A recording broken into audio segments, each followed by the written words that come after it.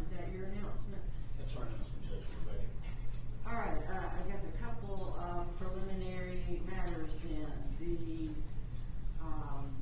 The court has received several Rule 22 requests from various media outlets and has communicated those to counsel prior to this morning, and I believe they have all been taken care of. Is there any request about, any questions, or anybody need clarifications about the court's order for Rule 22 media coverage, recording of these proceedings? Also, then, obviously, the courtroom is full. We have overflow viewing to make sure that these proceedings are open to the public. You can watch the live stream on in courtroom 2C. And there are quite a lot of people here, and Ms. Wallace, I was going to ask, and also Mr. Burns, if there's anybody here on behalf of the victims or on behalf of you, your client, Mr. Burns, that we need to relocate to make sure that there aren't any members of the public in their way. If we need to excuse some of the members of the public to see, to be able to allow those parties to be able to have a clear view of what's going on, we will take care of that. Here, all of the victims and representatives of the victims' family are present here in the courtroom. No, my client's family has been accommodated. Thank you. Okay, so everybody is in a position to see and hear, and doesn't need to be relocated or ask anybody to get behind them so they can sit. All right, and we did not receive any objections to the closing the courtroom to the limited extent that we have, and allowing the overflow to observe this in another courtroom. We didn't receive any objections. Is there anybody here that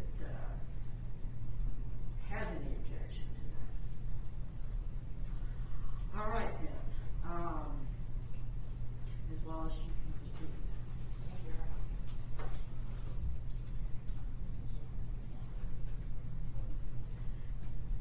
Better, do you want Mr. Long to come to the lectern, or would you like for him to sit at the table?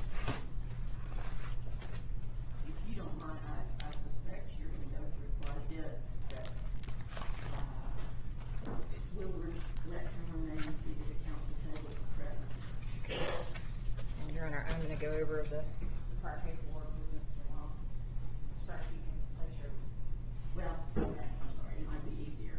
All right, if you will step to the lectern, please.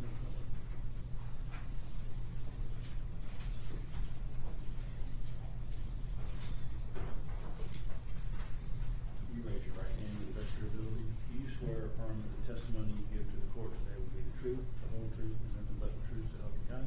I do. Put your hand down. Please state your full name for the record. Robert Aaron Long.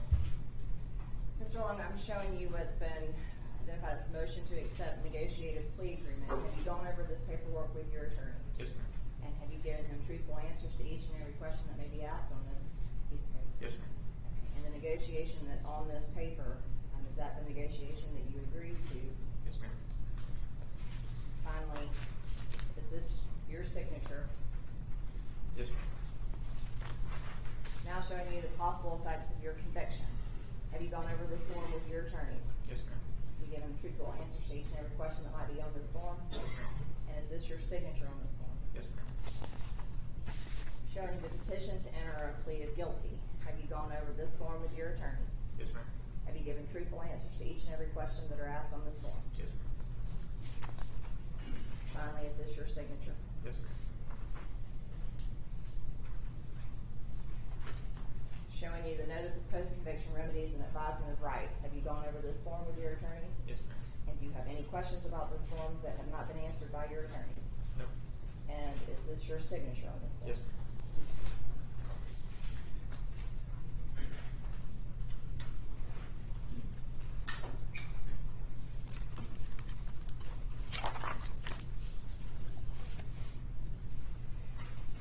Your Honor, as I stated, this is case number 21 CR 0547, the State of Georgia versus Robert Aaron Long. Mr. Long is charged in this indictment with count 1, malice murder, from March the 16th, 2021 in Cherokee County, Georgia, unlawfully and with malice aforethought causing the death of Paul Andre Michaels, a human being, by shooting said Paul Andrew Michaels with a firearm, that firearm being a SAR USA 9mm handgun. He's charged in count 2 with malice murder from the same day in Cherokee County, unlawfully and with malice aforethought causing the death of Delana Ashley Yon Gonzalez, a human, by shooting said Delana Ashley Yon Gonzalez with a firearm, that firearm being a SAR USA 9mm handgun. He's charged with count 3 with malice murder from the same day in the same county, unlawfully with a malice aforethought causing the death of Dao Yo Feng, a human being, by shooting said Dao Yo Feng with a firearm, that firearm being a SAR USA 9mm handgun. He's charged in count 4 with malice murder from the same day in the same county, unlawfully with malice aforethought causing the death of Xiaoji Tan, otherwise known as Emily Tan, a human being, by shooting her with a firearm, that firearm being a SAR USA 9mm handgun. He's charged in counts 5 through 8 with felony murder from March 16, 2021, irrespective of malice, causing the death of Paul Andre Michaels, Delana Ashley Yon Gonzalez, Dao Yo Feng, and Xiaoji Tan, otherwise known as Emily Tan, all humans, while in the commission of the offense of aggravated assault, a felony as more specifically alleged, and counts 9, 10, 11, and 12. Your Honor, he's charged in count 9 with aggravated assault from the same day in Cherokee County, making an assault upon Paul Andrew Michaels with a deadly weapon, that deadly weapon being a SAR USA 9mm handgun, by shooting Mr. Michaels with the handgun. Count 10 is the aggravated assault charge, same date and same county, for shooting Delana Ashley Yon Gonzalez with a 9mm handgun. Also charged in count 11 with aggravated assault, the victim in that matter being Dao Yo Feng, did shoot her with the same 9mm handgun. Count 12 is the aggravated assault charge from the same day in the same county, making an assault upon Xiaoji Tan, otherwise known as Emily Tan, by shooting her with a 9mm handgun.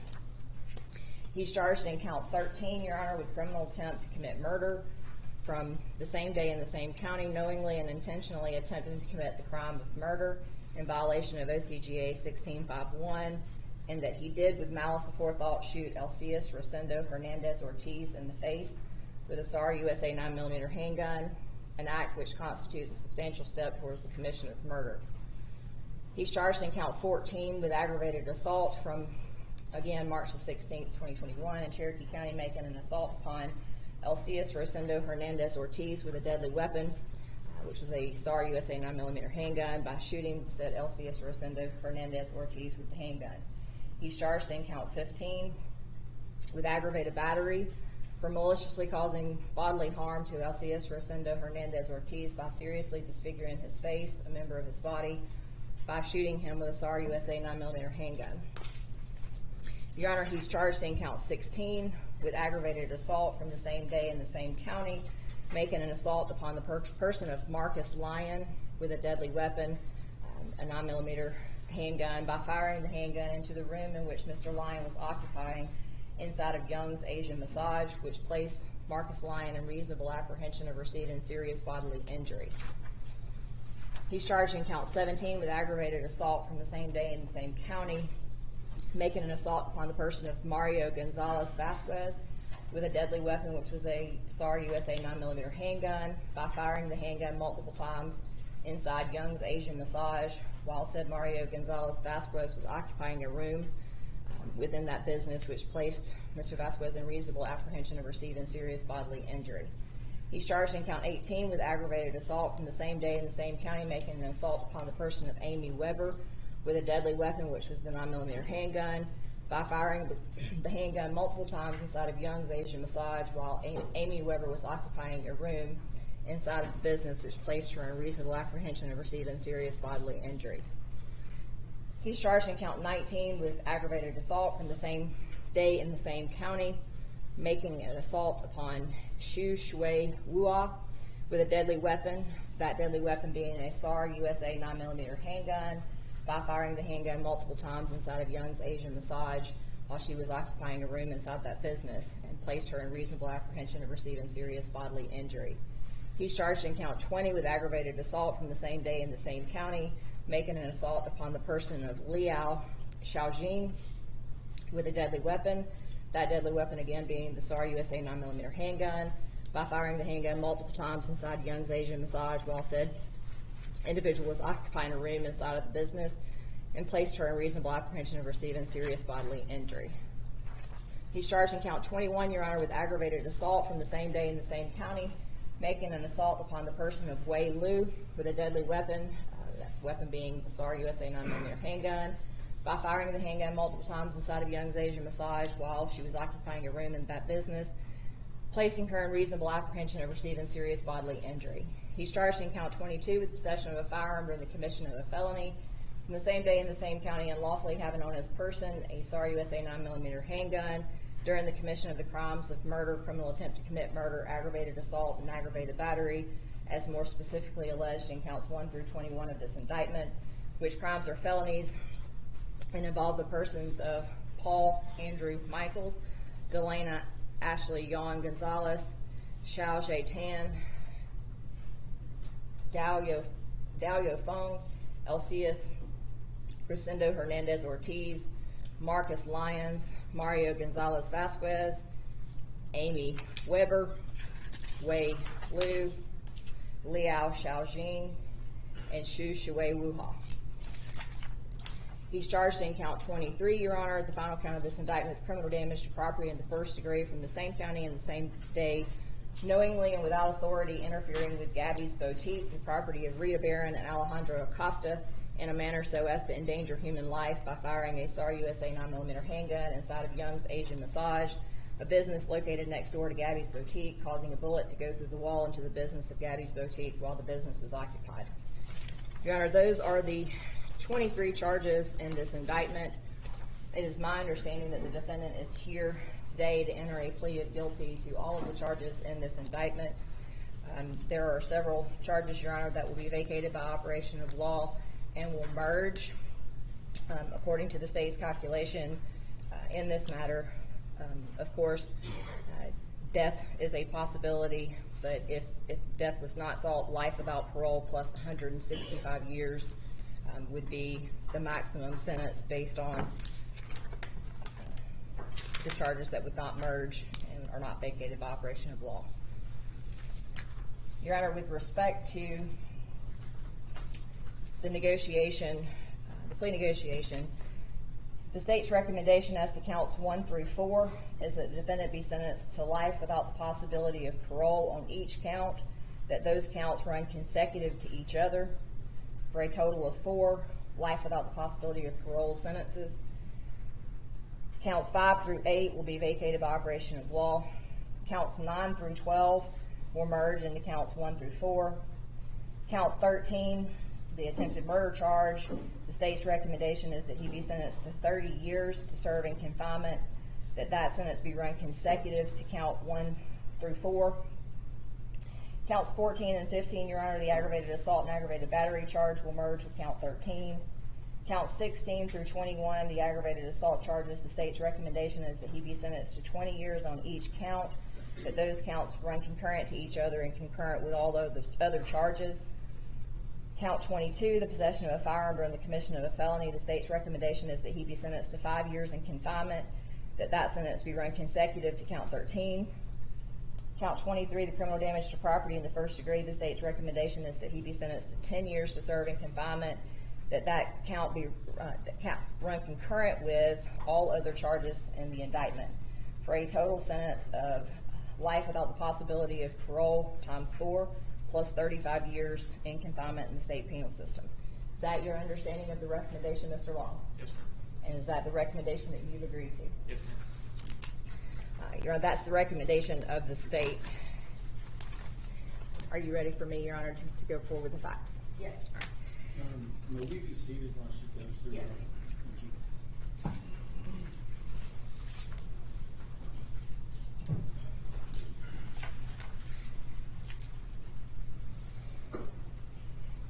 Your Honor, had this case gone to trial, the state expects that the evidence would have shown that on March the 16th, 2021, at approximately 3:30 p.m., the defendant, Robert Aaron Long, entered Young's Asian Massage located in Cherokee County, Georgia. He had a SAR 9mm handgun, which was loaded with 17 bullets, in his pocket. The evidence showed, Your Honor, that he had purchased that firearm earlier that day, approximately 2 p.m., from Big Woods Goods, and also had purchased a box of 50 bullets with the gun. Your Honor, again, the evidence would show that when he entered into Young's on the 16th of March, that he was approached by what we believe the individual who owned the business, Xiao Tan, that he paid for and received a service there at Young's, which ended somewhere around 4:45 p.m. That once the service was completed, he went into the bathroom that was located in the back of the business. After using the bathroom and coming out, the first victim, Your Honor, Paul Andrew Michaels, was leaning over the counter in the back area of the business where they have a refrigerator and a washer and dryer. Mr. Michaels was leaning over on the counter, apparently looking at his telephone, according to the defendant. At this point, Your Honor, according to the defendant's statement, he pulled the 9mm handgun out, raised it towards Mr. Michaels, and shot one time, executing him. At that point, Your Honor, there were other individuals in the business, both workers and customers. According to the defendant's statement, he proceeded to walk from the back of the building to the front of the building, shooting anyone and everyone that he saw. Your Honor, one of the individuals who worked at Young's, who apparently had only been working there for a couple of months, Dao Feng, she was located in room 3 with Marcus Lyons, who is one of the customers and survivors that's in the courtroom today. Ms. Feng, according to the defendant, poked her head out of the door, and at that point, the defendant shot her one time in the head. Ms. Tan, Your Honor, was in room 4. It's our understanding that at this point, the defendant went into room 4 and shot Ms. Tan one time in the head. The defendant then saw 2 other individuals that were going into rooms 2 and 6 in the front of the business.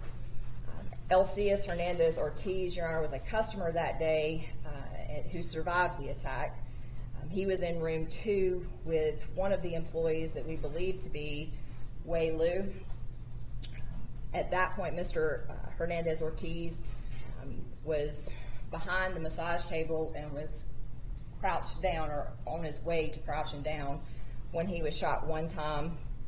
The bullet, Your Honor, entered to the left side of Mr. Ortiz's nose, traveled down through his esophagus, and is still lodged in his body today. Fortunately, Your Honor, he did survive and is present in the courtroom today. Finally, Your Honor, the defendant entered room 6, which is where Delana Young Gonzalez was located, and shot Ms. Gonzalez. She was there for a massage, Your Honor, with her husband, Mario Gonzalez Vasquez. Mr. Vasquez was in room 5.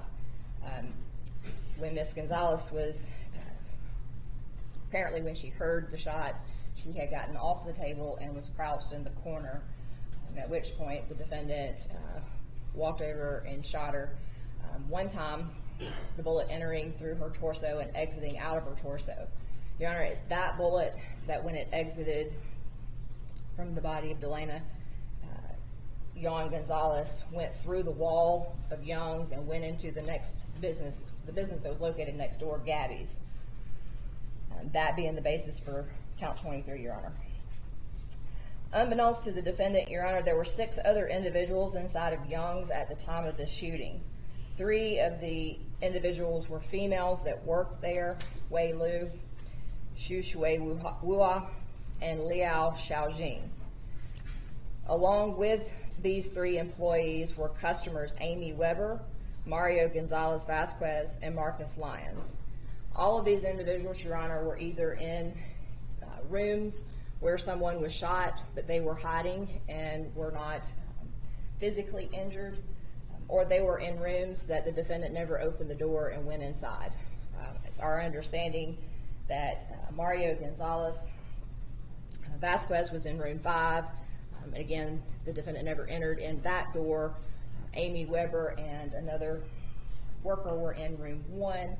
And again, while the defendant did not enter into those rooms, all of the individuals that were there and survived and were not shot were able to hear the gunshots and have stated that they knew they were gunshots, they were afraid that they were next, they were hiding in the rooms, and were scared that the defendant was going to come in and execute them as well.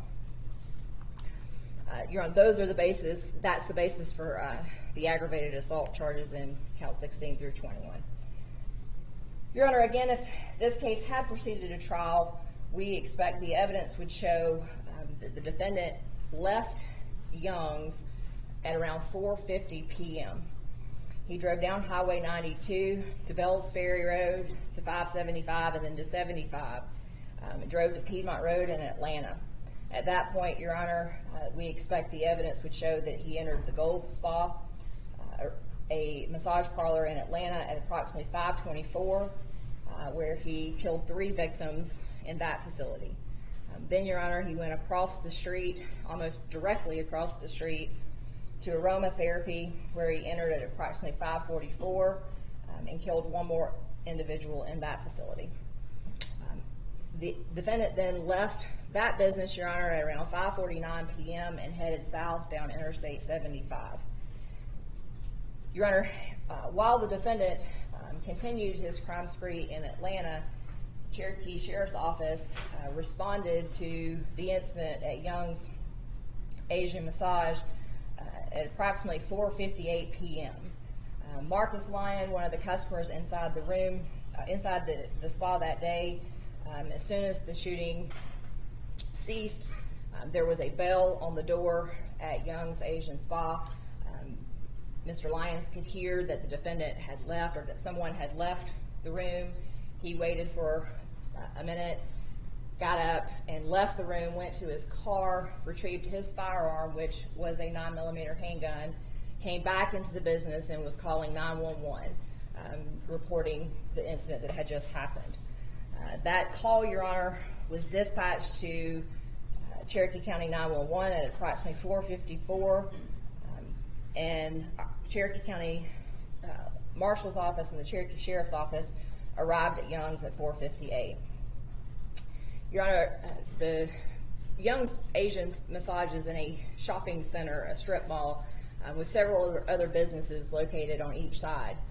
There were multiple businesses that had surveillance cameras outside and inside of their business, which law enforcement were able to access that afternoon and were able to obtain surveillance videos that showed the defendant entering and exiting Young's Asian Massage.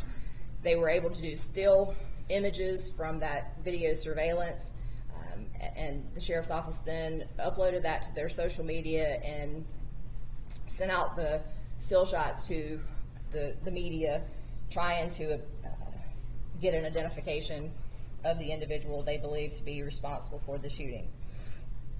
Your Honor, at approximately 6:02, Mr. and Mrs. Robert Adam Long, who are the parents of the defendant in this matter, called the Cherokee 911 to inform them that the surveillance picture that they had seen on the media from Young's Asian Massage was their son, Robert Aaron Long. At this point, the Longs also let law enforcement know that they had placed an application on the defendant's phone, that application being Find My Kid, in order to track his movements.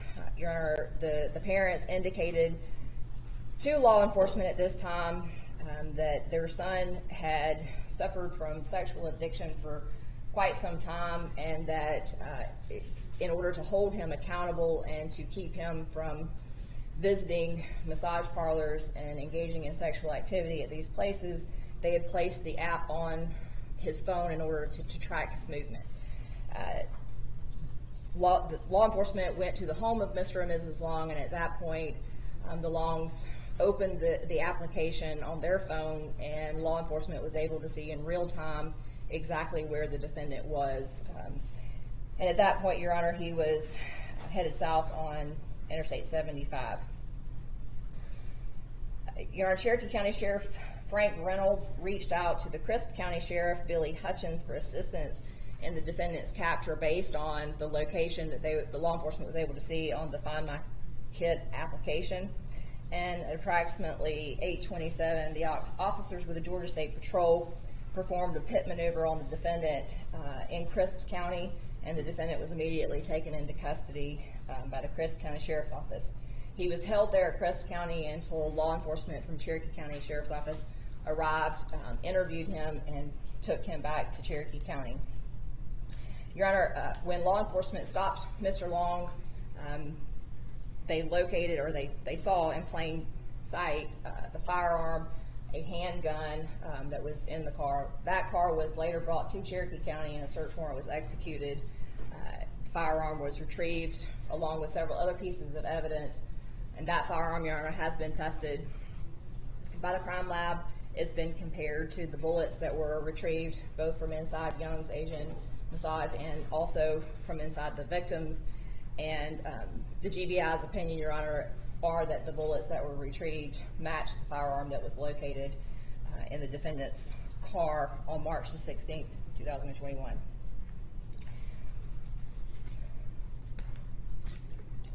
Your Honor, Detectives Robert Hawk and Michael Stevens of the Cherokee Sheriff's Office were the two individuals that arrived at Crisp County Sheriff's Department at approximately 1:30 in the morning on March 17th. At this point, these detectives Mirandized the defendant, and the defendant gave a Mirandized statement. Also, a gunshot residue kit was collected. Both of Mr. Long's hands were swabbed, and the results of that crime lab, Your Honor, those have been tested by the GBI and show a strong presence of gunshot residue that was located on both the hands of the defendant as well as the steering wheel of his car that he was driving. In the interview, Your Honor, with law enforcement, this was a recorded interview which lasted for, I believe, approximately 2 hours. In that interview, Your Honor, the defendant told the law enforcement that he had, in fact, gone into Young's Asian Massage the day before on March the 16th, and that he had shot the individuals that were located. The defendant gave a detailed timeline of his day, starting earlier that morning. The evidence, Your Honor, is that the defendant worked for a landscaping company, and on the 16th of March it was raining, and he'd been contacted by his boss to tell him that because of the rain he was not needed for work that day. The evidence, according to the defendant's statement, as well as other evidence that we've obtained from cell phones and witness statements, shows that the defendant was staying with James Matanen and Bradshaw Farms.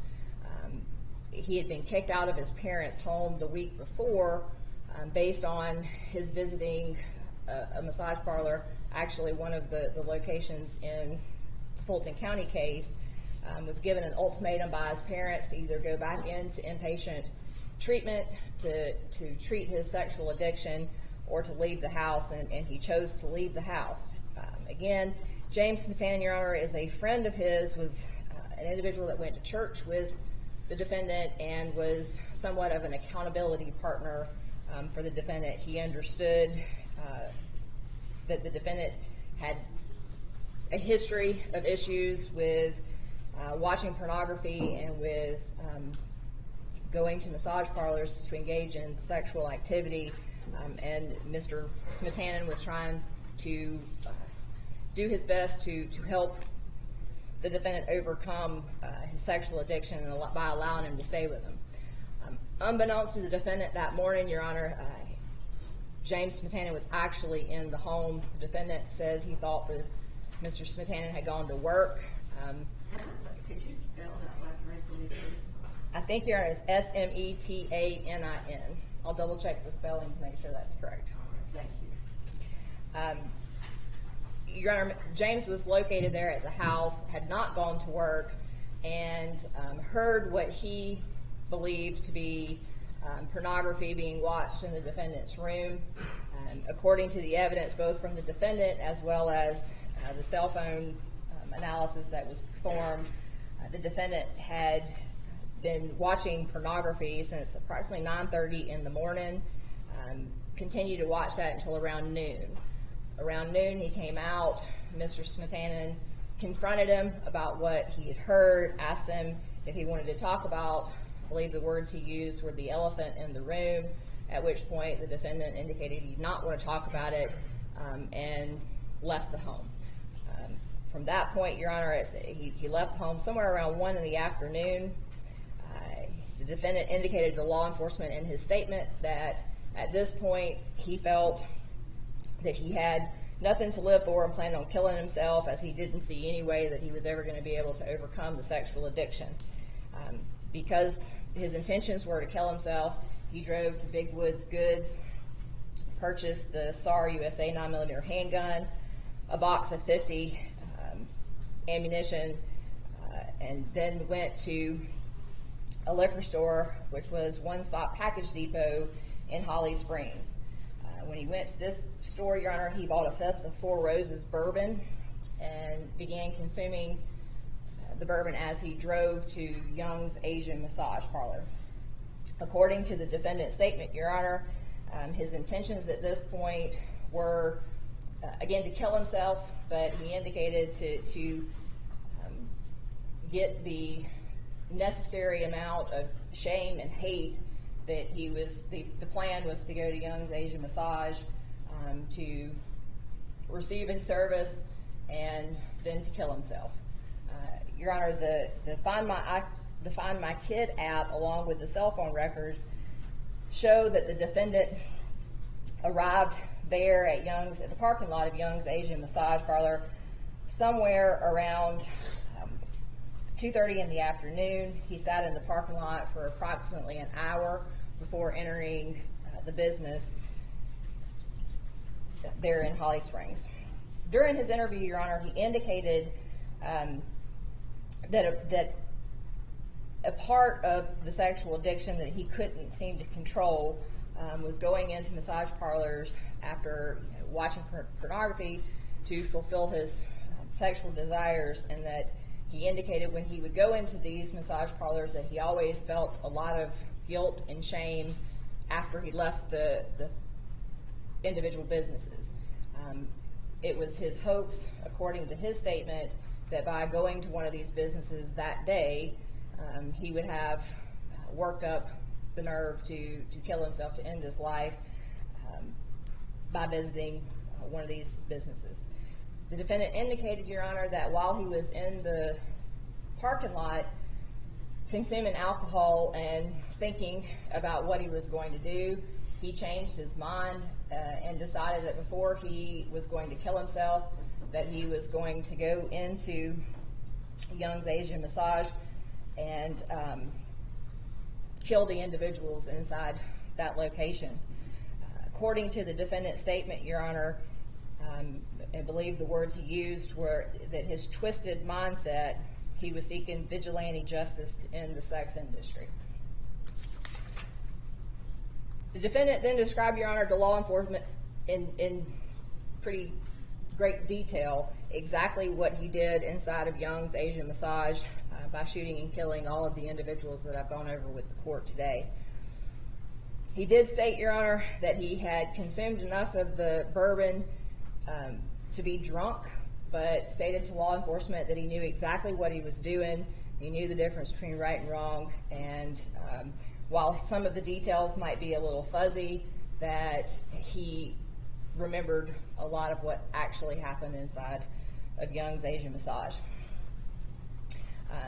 The defendant in a statement, Your Honor, stated that he remembered shooting one man and 3 women, but did not remember shooting Mr.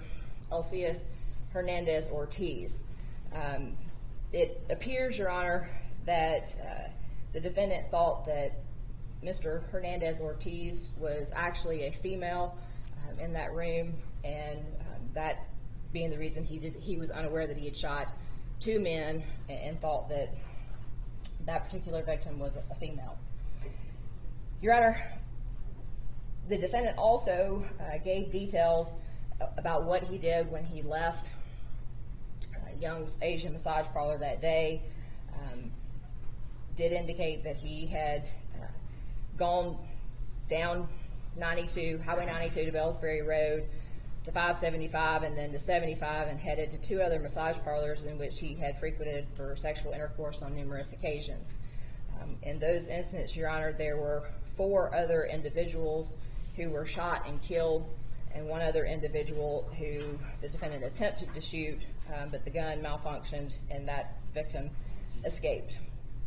The defendant also indicated that his plan when he left Atlanta was to head to Florida. Your Honor, he indicated that he knew the sex industry was big in Florida and that his intentions, had he not been stopped by law enforcement in Cherokee County, were to go to Florida and to commit similar violent acts there in Florida at locations like the ones that were attacked on March 16th. Unfortunately, Your Honor, with the assistance of the Find My Kid app and the assistance of Mr. and Mrs. Long, law enforcement was able to find exactly where Mr. Long was and was able to stop him and capture him before he was able to commit any more violent acts. Your Honor, as far as the investigation in this matter, there's been a very thorough and sifting investigation that was conducted by both Cherokee Sheriff's Office and the Federal Bureau of Investigation. The Atlanta Police Department was also involved in the Fulton County matter and assisted with providing information to Cherokee County law enforcement with respect to incidents that happened here in Cherokee County. Part of the investigation, Your Honor, focused on proving or disproving the defendant's statement. As I have said to the court, the statement was very detailed and very long, and law enforcement was able to corroborate much of what the defendant said in his statement by obtaining cell phone records, doing a forensic analysis of the defendant's phone, which was located when he was stopped in Cherokee County, as well as receiving records from Find My Kid app, the Find My Kid app. There were over 40 individuals, Your Honor, that were interviewed by law enforcement as to not only the facts of what happened inside of Young's, but also information about the defendant, his history, his life. In that, the immediate perception, Your Honor, based on the locations, the individual locations being owned by Asian Americans, as well as the number of Asian Americans that were killed, the immediate perception was that these locations and victims had been targeted based on a bias or prejudice towards race, ethnicity, or gender. Because of that, Your Honor, the Federal Bureau of Investigation began investigating the case as a hate crime and assisting with the Cherokee Sheriff's Office and the Atlanta Police Department in their investigations. The law enforcement, Your Honor, with both agencies interviewed many witnesses, specifically focusing on the defendant's history, any prior statements and feelings that he had towards other races and ethnicities, and also any prior feelings that he had specifically towards females.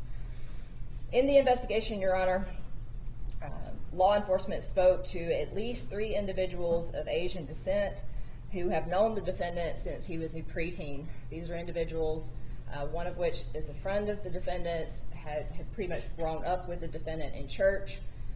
his mother, who also attended church with him, as well as another female who attended church with the defendant from the time that they were preteens on through high school and college.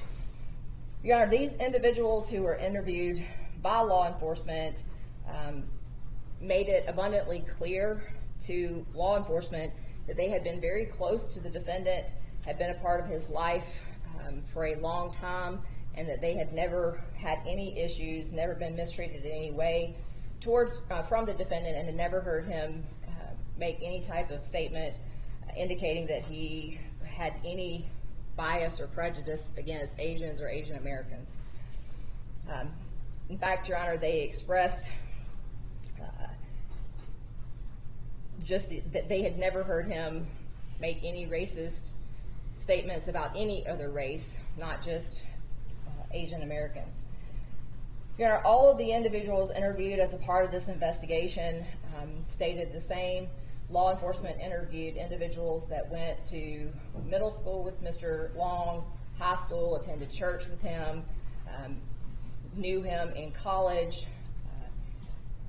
All of those individuals, Your Honor, that were interviewed as a part of this expressed that while they were disgusted and shocked about the acts that he committed in Young's Asian Massage, that they'd never had any concerns whatsoever that the defendant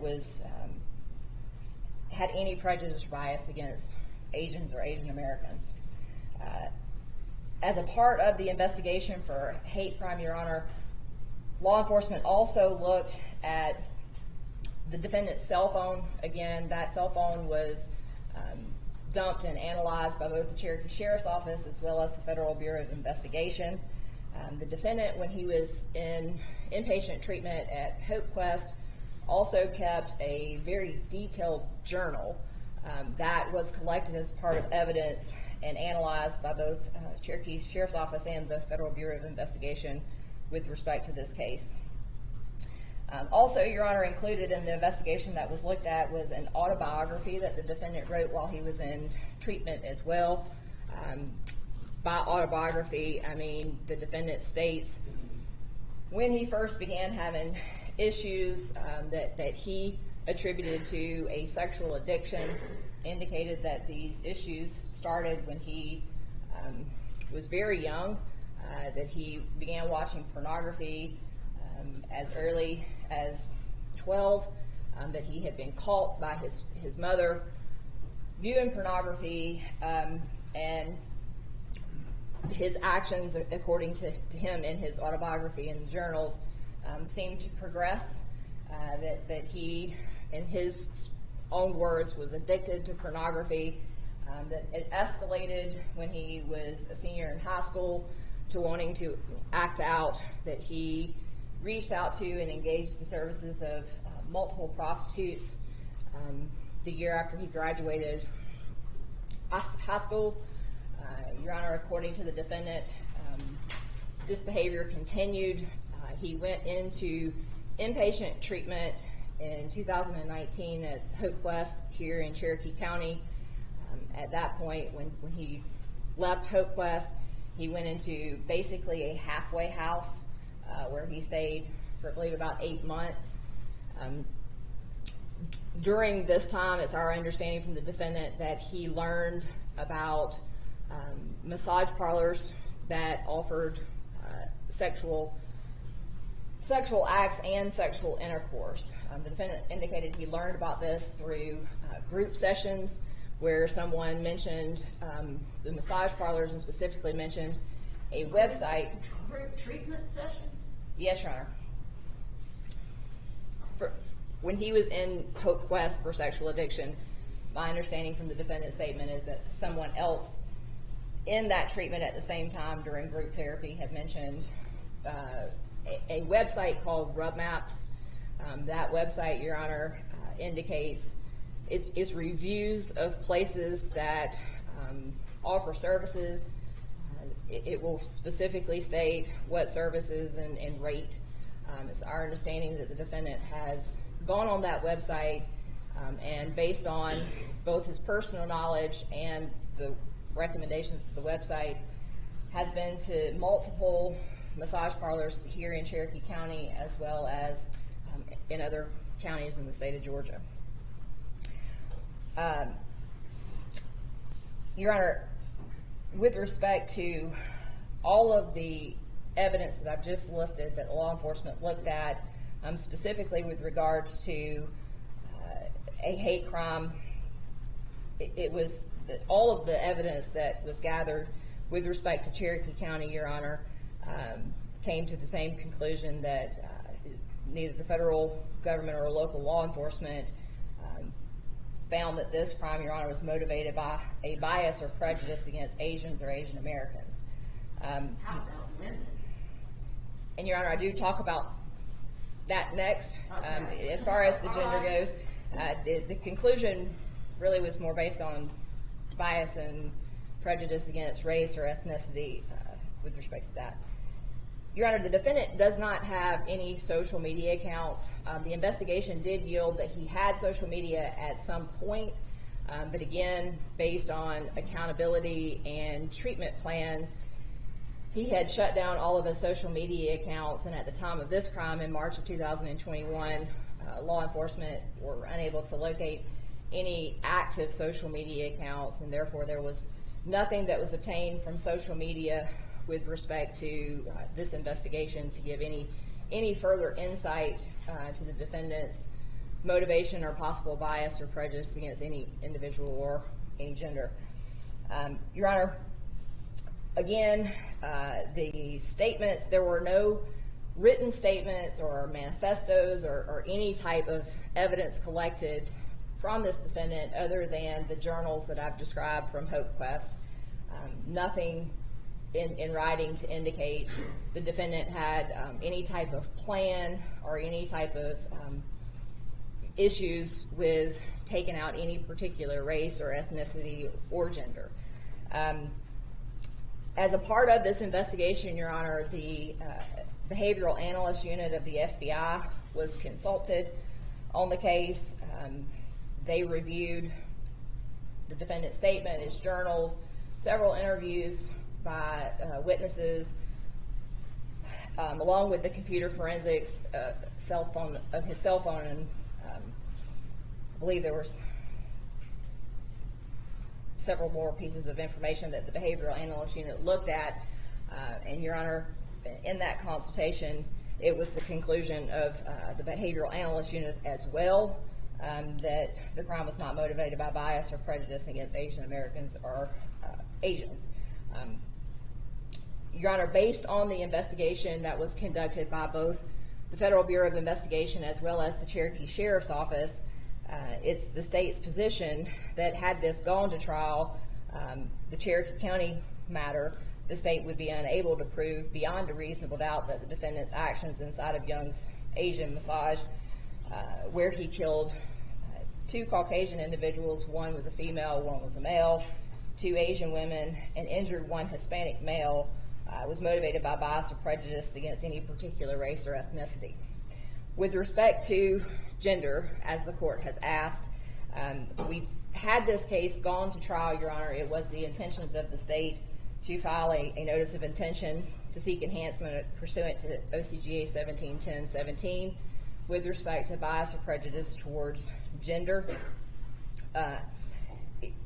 While there is also evidence that Mr. Long was did not have any bias or prejudice towards women from witness statements of individuals who were interviewed, the state does believe that there is evidence, and as I stated, had we gone to trial on this matter, it was the state's intentions to move forward. As the court is aware, OCGA 1710-17 is not a separate crime in Georgia. It is simply a sentence enhancement that directs the court to sentence the defendant to a mandatory 2 years. Again, as the court knows, the statute doesn't require those 2 years to be served in confinement, nor does it give the ability to the court to add an additional 2 years to the defendant's punishment. So in a case like this one, Your Honor, where the mandatory minimum would be life, 1710-17 is basically moot when it comes to the actual sentence. Your Honor, in discussing this case with Mr. Burns. I know the defense's position is that this was not any type of hate crime. The state's not seeking to have the court impose a sentence enhancement under 1710-17 based on plea negotiations and the ability to resolve this case today to the charges in the indictment. Your Honor, as to the state's recommendation that I announced earlier, I will state that we do have most of the victims present in the courtroom today. My team and I have met with each of the victims, the family members of the deceased victims, and or representatives of the deceased victims' families. We've spent a great deal of time going over this case, the procedure of this case, discussing at length any possibility that there was in this case, specifically discussing the death penalty. Your Honor, it was the state's intentions, had this been for arraignment today, to file a notice to seek the death penalty. However, in the discussions with the victim's family, they were aware that the defendant, through his attorney, approached our office really quick, asking to resolve this case short of a trial. When our office sat down with the victims, let them know about the defendant's request to resolve this case short of trial, and asking to be allowed to receive a recommendation of life without parole instead of the state's seeking the death penalty. Your Honor, each of the victims that we discussed this with or their representatives indicated to us that they wished for us to resolve this case by the plea that we've recommended to the court for a life without parole sentence. Your Honor, the victims have indicated to us in our numerous conversations that they are happy with the swift justice that this would bring, and that they wish for the court to accept the defendant's plea today and to sentence him to the negotiated plea. Your Honor, the defendants, as well as the defendant and his attorneys, are also aware that, as we stated, the state's intentions were to seek the death penalty, and that if any reason the defendant did not accept the negotiations by July 26th, that it was the state's intentions to file the notice of intent to seek the death penalty and move forward. Your Honor, as to one of the victims, Ms. Fung, her family, all of her family members are located in China. We've received an affidavit from her brother indicating that he wished us to go through family representative Charles Lee in discussing any recommendations or any matters with respect to this case. We've met with Mr. Lee both in person and have talked to him numerous times on the phone. Mr. Lee resides in the Atlanta area, and he has indicated to us that Mr. Fung and Ms. Fung's family, she has an 82-year-old mother and a sister, are all in agreement with the recommendation that has been given to the court today. Your Honor, likewise, Elcias Hernandez-Ortiz, Amy Weber, Mario Gonzalez-Vasquez, and Marcus Lyons, who were present inside of Young's on March the 16th.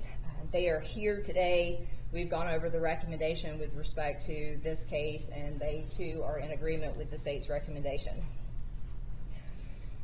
Your Honor, just to let the court know who's present in the courtroom representing the victims, Ms. Tan's family, her daughter Jamie, and her ex-husband Mike Webb are present in the courtroom. Those are the individuals that we have had contact with respect to the state's recommendation in this case. Present in the courtroom on behalf of Delana Ashley Young Gonzalez are her mother and her husband and her sister. Those individuals, Your Honor, have also met with us on numerous occasions and are in agreement with the state's recommendation to resolve in this case today short of trial. The family, Your Honor, of Mr. Paul Michaels, his wife Bonnie Michaels is present in the courtroom today. And as I stated, Mr. Lee is not present here today. He was contacted about the hearing but was unable to be here in person, as well as the mother and the sister and brother of Ms. Fung. Your Honor, as to the 3 other individuals that are listed in the indictment as victims that worked at Young's Asian Massage Parlor, these individuals have relocated out of Georgia. The Federal Bureau of Investigation was able to locate them and interview them in New York, but those individuals, Your Honor, the state has been unable to contact directly with respect to the state's recommendation. We have left messages, but we have not heard back from those individuals. So those are the only 3 that I cannot tell the court today are in agreement with the state's recommendation, but we have made attempts according to our statutory and constitutional obligations to contact these individuals and to let them know about the hearing today. Are these alleged victims able to be located and subpoenaed were the case to go to trial? Yes, Your Honor, I believe so. As I said, law enforcement with the Federal Bureau of Investigation was able to locate them and interview the 3 individuals. While we do not know where they are specifically today, we do believe with the assistance of the FBI we would be able to locate and subpoena them. Your Honor, those are the basic facts that we would expect the evidence to show had this case gone to trial. With respect to the defendant's record, he does not have any prior arrests or convictions, but he does currently have charges pending in Fulton County, murder charges pending, stemming from the same day with the 2 spas that I've indicated to the court. That case, Your Honor, was indicted on the same day as our case, May the 11th, 2021, and the district attorney has filed an intention to seek the death penalty as well as an intention to seek enhancement of punishment pursuant to 1710-17. The defendant is aware of that, and it's our understanding he's discussed that at length with his attorneys here in Cherokee County, Mr. Burns, Mr. Smith, and Mr. Rogers, as well as his lawyers that he's anticipated to have in Fulton County, the Capital Defender's Office. And it's our understanding, Your Honor, that knowing that he still has charges pending in Fulton County relating to this case, he still wishes to go forward and to enter his plea of guilty to the charges in Cherokee County.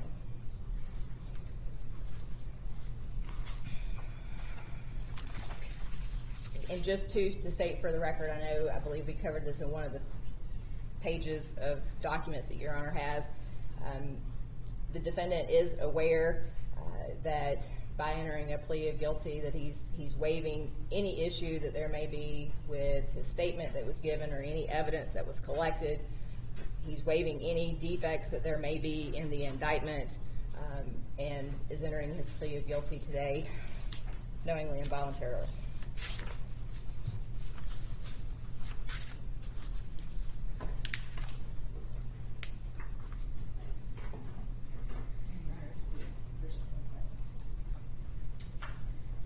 Has the state consulted with any experts other than, or at the FBI or otherwise in regard to sexual addiction? Other than the individuals through law enforcement, Your Honor, no. We have read multiple reports that were seized as a part of this investigation with respect to any diagnosis or treatment plan that the defendant had. It's our understanding he was in inpatient treatment at Hope Quest here in Cherokee on 2 occasions, was in outpatient treatment at Trek or Maverick, and also attended several classes with First Baptist Woodstock, really over an extended period of time, even before inpatient treatment. But we've not consulted as a part of prepping for trial with any doctor or expert in sexual addiction. The state is aware that sexual addiction as a term is not recognized as a mental health diagnosis. That is correct, Your Honor, and that would be the position of the state as well. I understand it's subject of some controversy in the psychiatric field, but And- strictly speaking, it's been removed as a diagnosis from the DSM. Yes, Your Honor, most of the, just for the record, when the state is talking about the defendant's sexual addiction, that's a term that the defendant has used diagnosing himself, as well as the individuals which were not psychiatrists or doctors at Hope Quest, where he received treatment. All right, Mr. Burns, if you and your client are prepared to continue, you can approach the lectern.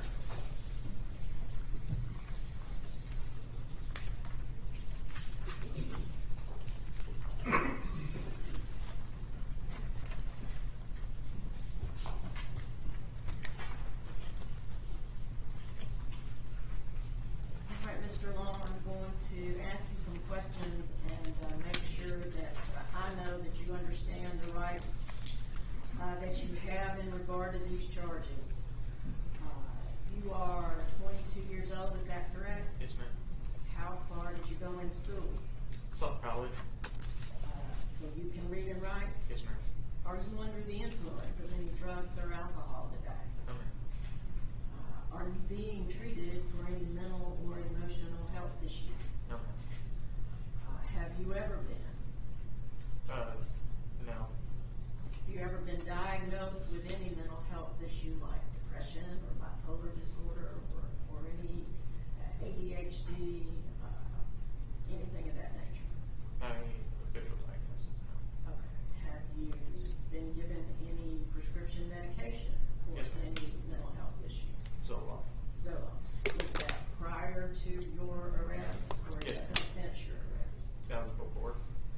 Okay. Were you compliant with the medication that was prescribed to you? Did you take it the way your doctor prescribed it to you? For the most part up until the weeks prior to the arrest. Okay. So you were not taking the medication in the weeks prior to the arrest? Correct. Why not? I don't have a good answer for that. Okay. Because it was not available to you, because you did not like the way it made you feel, because some other reason? I was just not keeping up with it at that time. Okay. Have you received, well, let me say this. We had a conference, that is the district attorney and your attorneys and I had a conference yesterday. And I asked them some of the questions I'm going to ask you now. One of the things we discussed is whether or not there was anything in your mental or emotional status at the time of these offenses that might be a defense to your criminal liability, and also whether there were any issues related to your competency to stand trial today. And Mr. Burns, if you'll just tell, I just restate for the record, whether there have been any evaluations Yes, of Your those Honor. issues. Your Honor, we have had Mr. Long evaluated for competency, and we see there are no issues or defenses that have been presented to us. Okay. And have there been any, discussions or any evaluations regarding criminal responsibility? You know, they were all competency evaluations.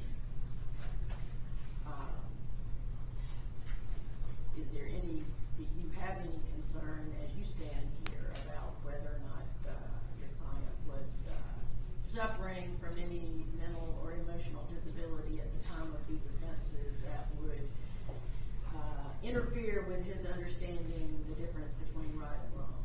No, Your Honor. Or whether he was acting under any compulsion that would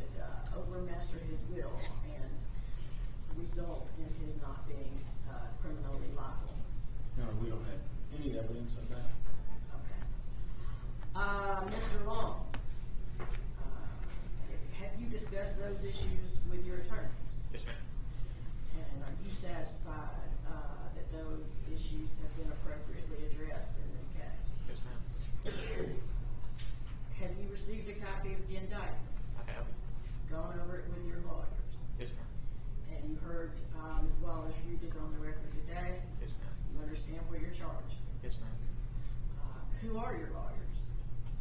Mr. Darren Burns and Zach. And how did Mr. Burns and Zach come to represent you? Were they hired or appointed? Appointed. Have you had enough time to talk with them? Yes, ma'am. About how many times have you met with them personally? At least more than 10. What other contact have you had with them? How many times have you had a IWeb visit? At least 5 or 6 times. And are you satisfied that you have had enough time to talk with your lawyers? Yes, ma'am. You told them everything you know about your case. I have. Have there been any questions about the law that you have asked them that they could not answer? No, ma'am. To specifically address some of the things that were brought up in the state's recitation of its evidence.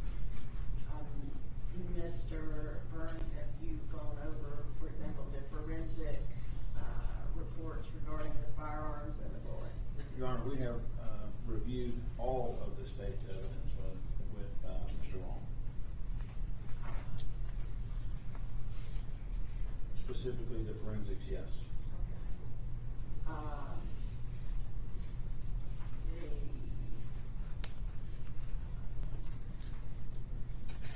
think we had some conversation about the statement and whether or not Mr. Long was afforded his right to counsel in that regard. No, we have talked to Mr. Long about that, and what we had indicated, we're waiving any issues with regard to the voluntariness of this statement. The issue that we had when the statement was made is that we had let law enforcement and the district attorney's office know that we were appointed in the case. We had asked that Mr. Long not be interviewed unless we were present, or certainly to be informed that he had an appointed counsel at the time that they read Miranda. Neither one of those were done. We've talked. They didn't inform him that he had an attorney, and they did interview him outside of our presence. We've talked to Mr. Long at length about this issue, and he understands he's waiving that defense and that motion for purposes of this plea. Is that correct, Mr. Long? Yes, ma'am. So you understand by entering this plea of guilty, you were giving up your right to challenge the constitutionality of your statement. Yes, ma'am. And if you did file a motion to suppress that statement as being obtained in violation of your constitutional rights, that statement may be suppressed and not admitted into evidence against you at trial. I understand.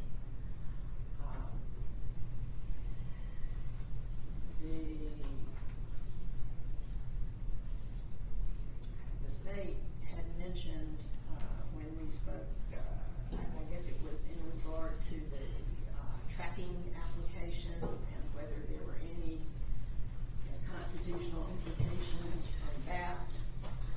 I'm not sure that there would be, but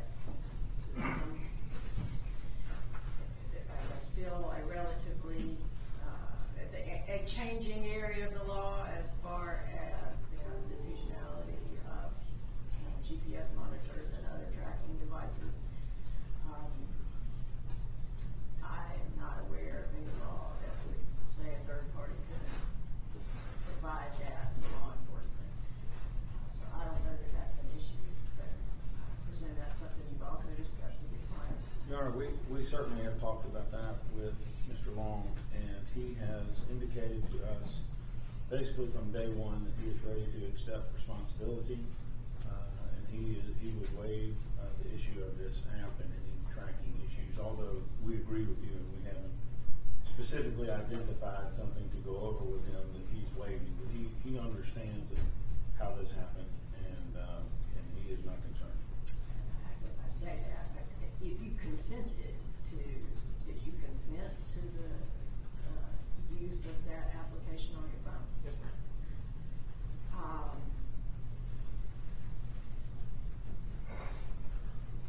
Again, it may not make much difference in the ultimate sentence that's been negotiated, but it appears, at least at present, that the state does not have under subpoena and has not been able to speak to 3 of the named victims in this indictment. And therefore, pleading guilty to those counts means that you're giving up any possibility that they might not appear. It's certainly right now unknown as to what their testimony would be if they were subpoenaed and brought before the court. So you entering into those pleas of guilty without knowing what their testimony might be. You understand? Overall, you understand that you have a right to plead not guilty and go to a jury trial. Yes, ma'am. You have a right to have a lawyer represent you at trial, and you have a right to a court-appointed lawyer if you cannot afford to hire one. Yes, ma'am. At a trial, you have a right to confront and cross-examine the state's witnesses against you. And you have a right to subpoena witnesses and have them come testify for you, whether they want to come to court or not. Do you understand? Yes, ma'am.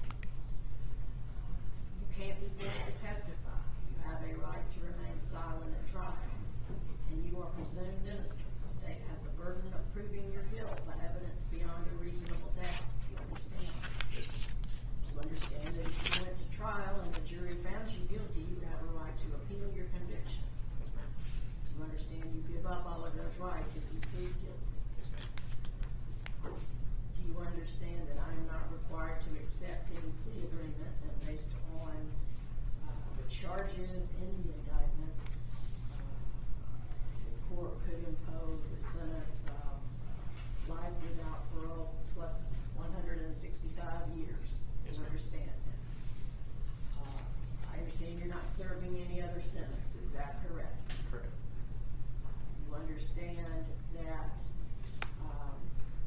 statements that you're making today under oath and on the record can be used against you in the trial as it might move forward in Fulton County. Correct. I understand from Mr. Burns and the state that it is not contemplated that Mr. Long would allocate as to the specifics of those incidents today, but some of the questions that the court will have and some of the discussions will necessarily relate to Fulton County case. In talking about, for example, firearm and some of the issues regarding intent. You understand that?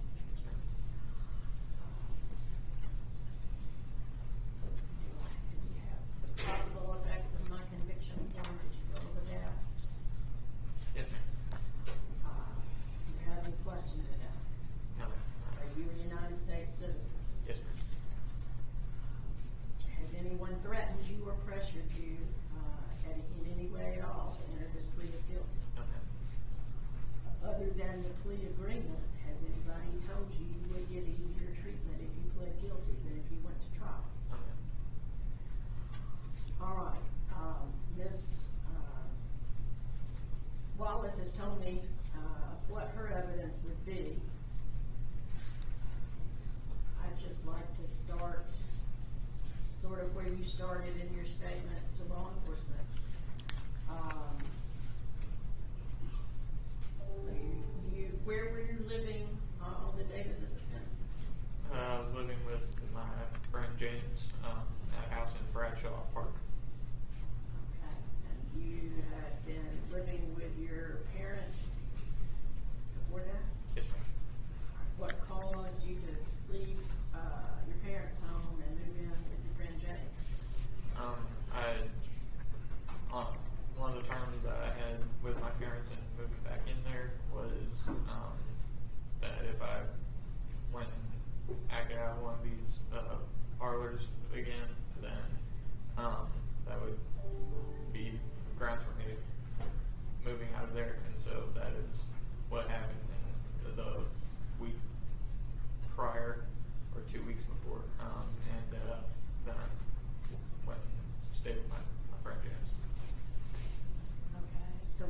say acted out at one of these parlors, tell me what you mean by that.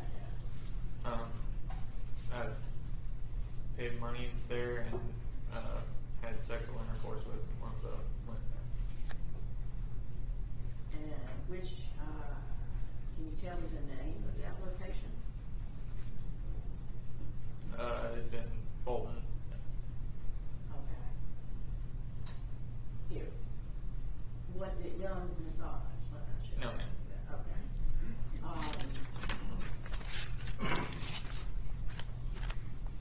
And how did your parents know that you had done this? The tracking app. They see my location. Okay.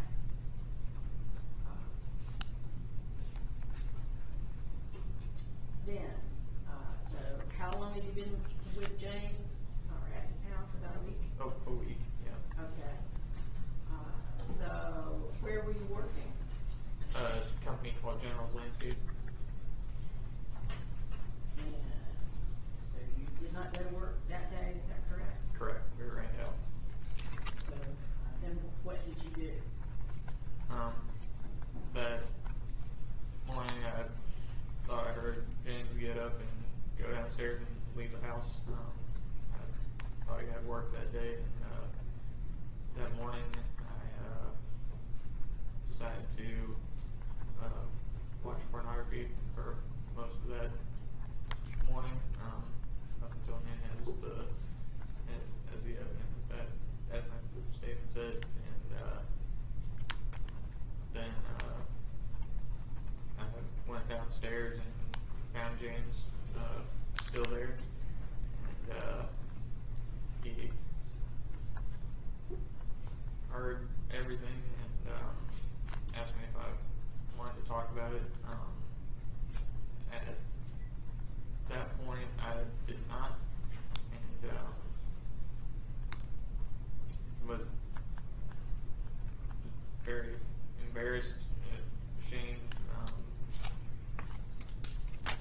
especially since I had just gotten kicked out of my parents' house the week before for pretty much the same thing, and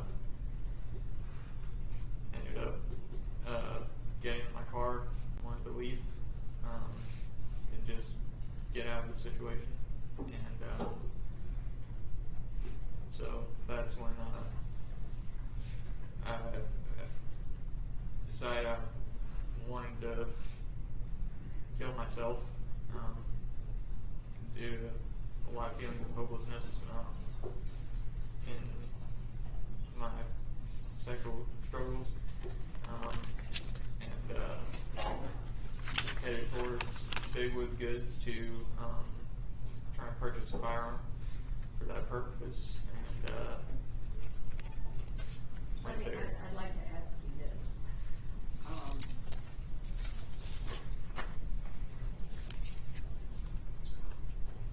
What is it about what you call your sexual struggles? What is it that causes you shame and guilt about that?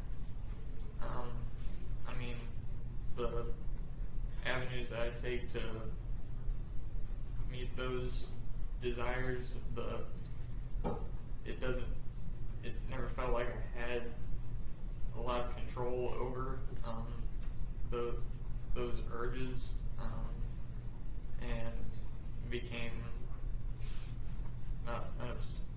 obsessive to the point where it preoccupied a lot of thought space, and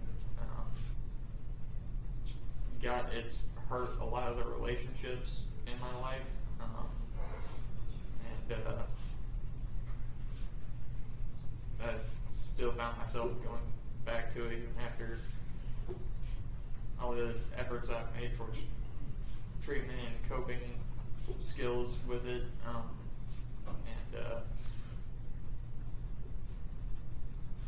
still go back to it. And I was and continue to be really ashamed of that.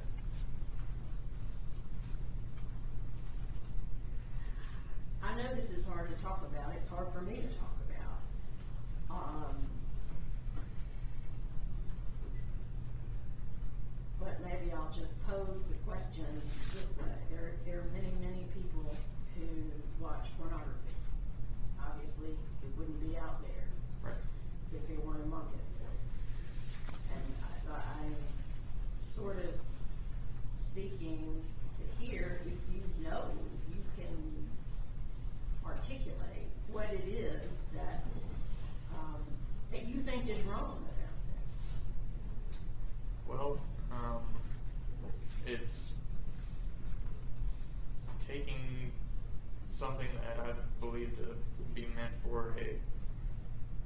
monogamous relationship between a man and a woman, and making sport of it without any relationship efforts in it, and essentially taking sex out of its context that I believe to be only correct in a marriage relationship. All right. Now, you said, I think, you felt hopelessness and suicidal, or thinking about killing yourself. Yes, And ma'am. that's when you went to buy the gun. Yes, ma'am. Okay. So tell me about that transaction. I found the gun in there. It was one of the cheaper ones, and I did the filled out the paperwork, put the man at the counter put in the background check, and I was cleared with a proceed, and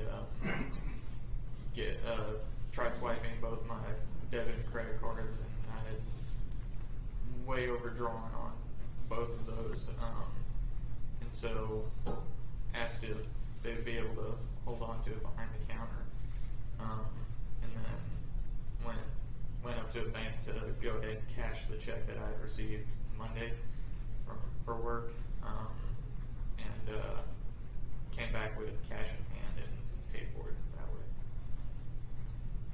Okay. How much did you pay for it? Including the box of ammo, it was around $460. Did you have any money left? I did. How, do you remember how much? I think it was close to $280. I believe that check was $750 around there. All right, so after you bought the gun, what did you do?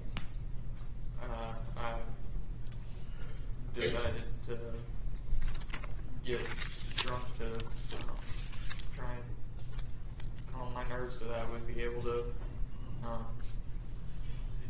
I was scared of killing myself and wanted to try and overcome that so that I could. So I went out to the liquor store and bought the bottle of bourbon, and took, I believe I took a few sips of it there in the parking lot, and then proceeded to drive to Young Days Massage. Why did you go there? As I said in recorded statements, I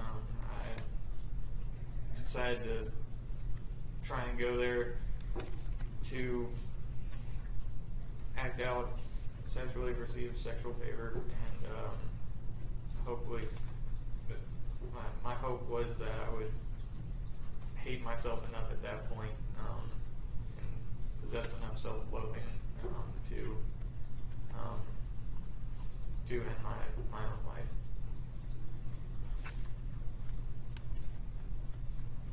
Okay.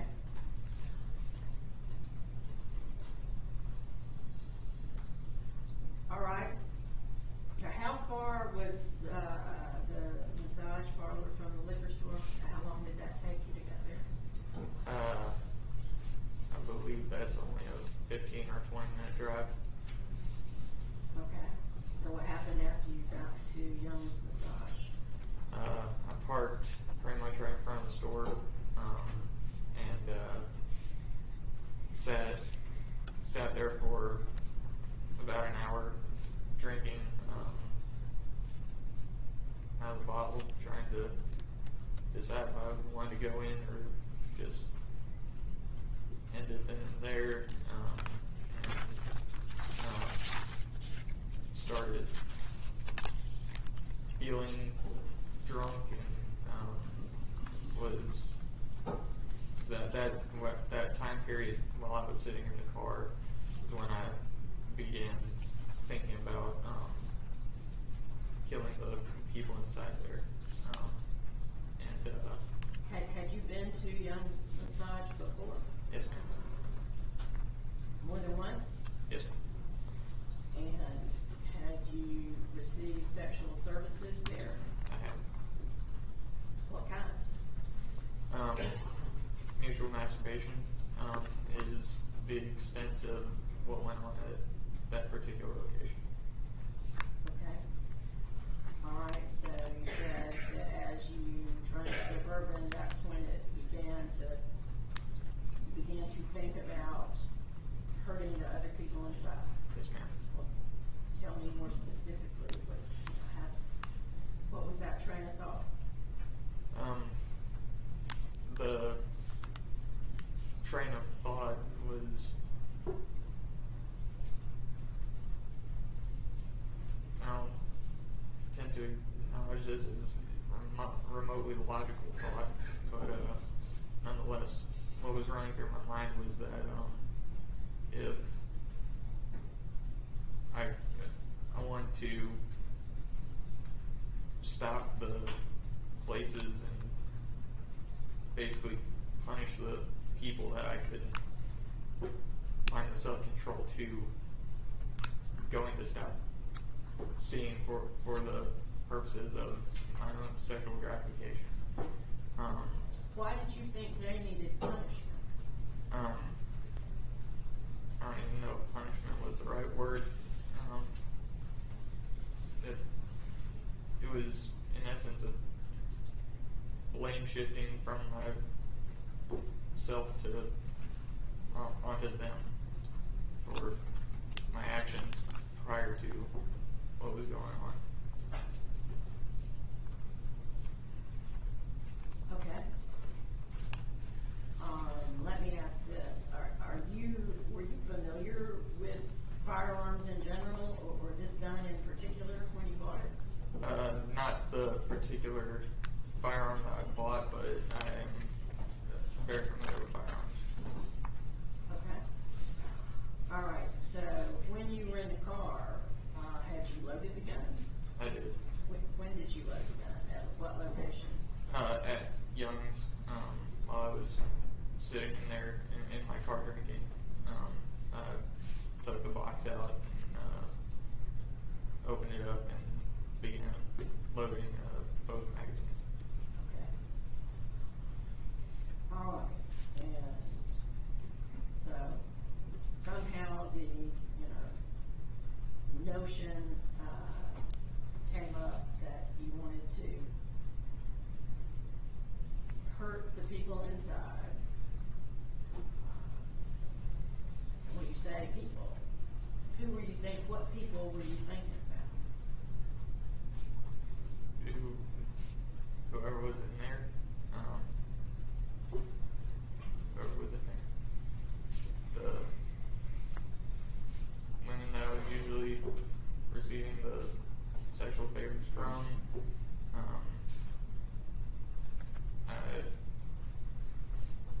when I was in that back room coming out of the bathroom, Well, you went into the building for what reason? Or reasons? I still went in there to receive what I was seeking in the first place, and wasn't completely sure if I was going to carry out what I planned to shoot the people while I was in the car, and then after I received service from the woman, then when I was I'm sorry, in the bathroom, I'm that's gonna when back you up a minute. So you go into John's. I mean, how does a transaction like that occur? What did you do? Hand the extra cash that I had after I bought the gun to the woman at the desk, and then she led me back to one of the rooms on the left-hand side of the hallway,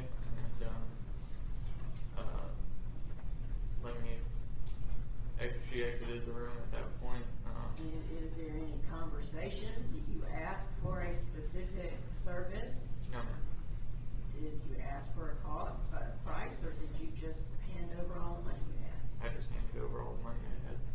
Okay, go ahead. So she takes you back to her room? Yes. And wanted me to get undressed during that time. And, What was her name? I do not know. Go ahead. And then she came back in, began the massage, and during that time, received the service, and then And specifically, what service do you mean? the mutual masturbation, and then once I was done, she left the room. I got dressed and asked if I could use the bathroom, and that's when I headed to the back room where that was located. And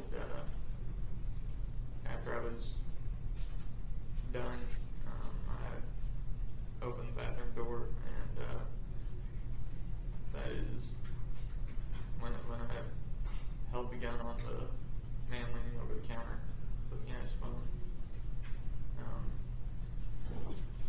And When, if you recall, during this, did you decide that you were going to start shooting? I think I made that decision in the car. That, yeah, I had decided to do it at that point. And I actually did it when I walked out of the bathroom. Okay. And as far as what happened in Young Visage after that, is it as Ms. Wallace described to us earlier? Yes, ma'am. I agree with forensics that the layout of the shop and the victims found. Yeah, that's correct. How long was it between the first shot and the time that you left, if you recall?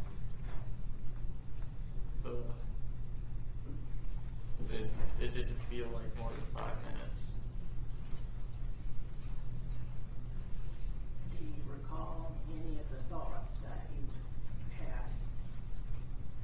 I don't recall thinking much after I pulled the trigger first.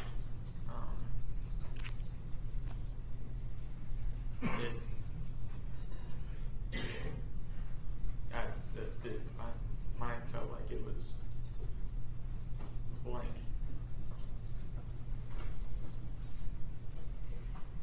Okay.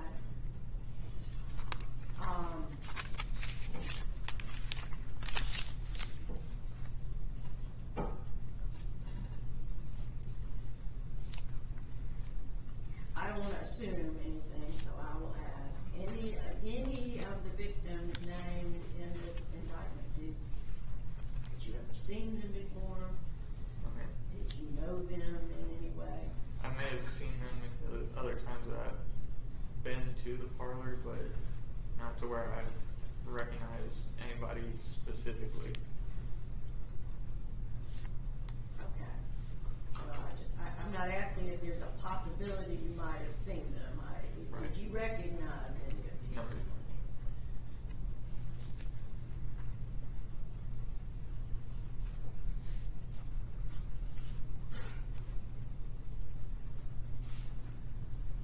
Okay.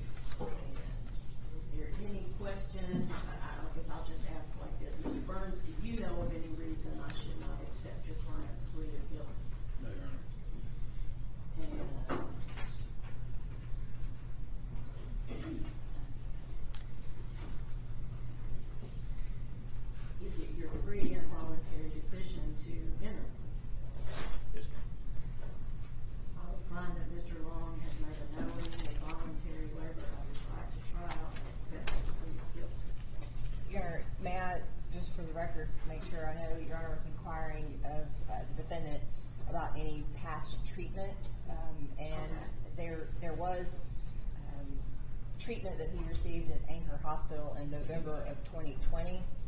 I believe the defendant had stated he wasn't officially diagnosed, but was prescribed medicine. It's my understanding, based on the records in this case, that he was prescribed medicine. At that visit, there was an incident that he was suicidal that led to him going there. Just wanted to make sure that that was on the record, and if Your Honor had any questions about it.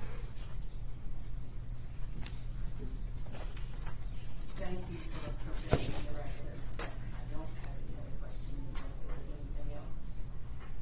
Counsel, you wanted to bring up?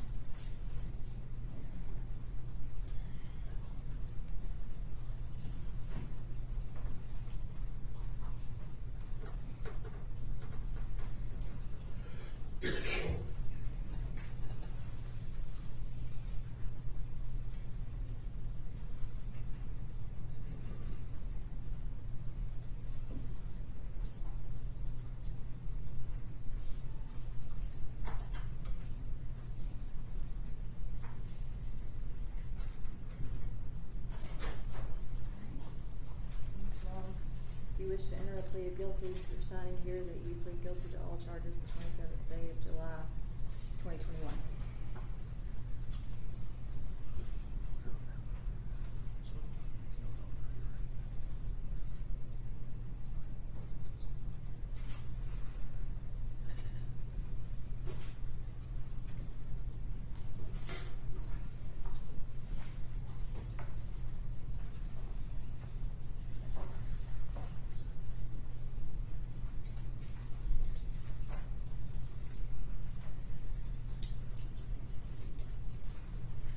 Plea has been entered.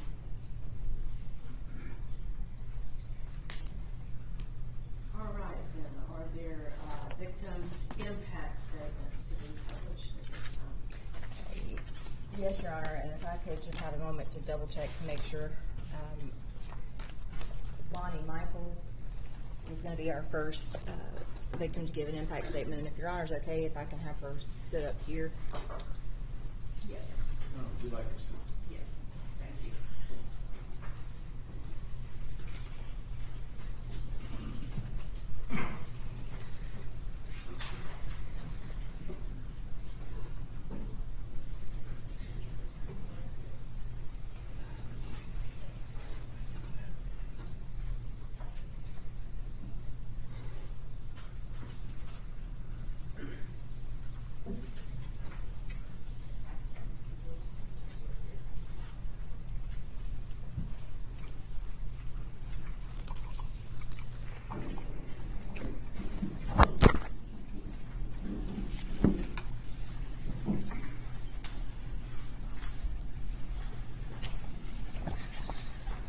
Ms. Michaels, if I can get you just to raise your right hand. Do you swear or affirm the testimony you're about to give in this matter will be the truth, the whole truth, and nothing but the truth, so help you God? I do. Can you please state your full name for the record? Bonnie Michaels. Ma'am, I'm sorry, yes. I'm going to put that as close to you as possible, just so that the court can hear you and this court reporter can take everything that you're saying down. Is that good? Okay. It's my understanding that you have a victim impact statement that you would like to read to the court. I do.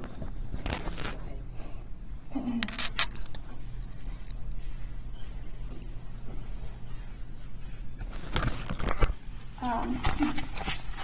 I just want to describe my husband, Paul Michaels.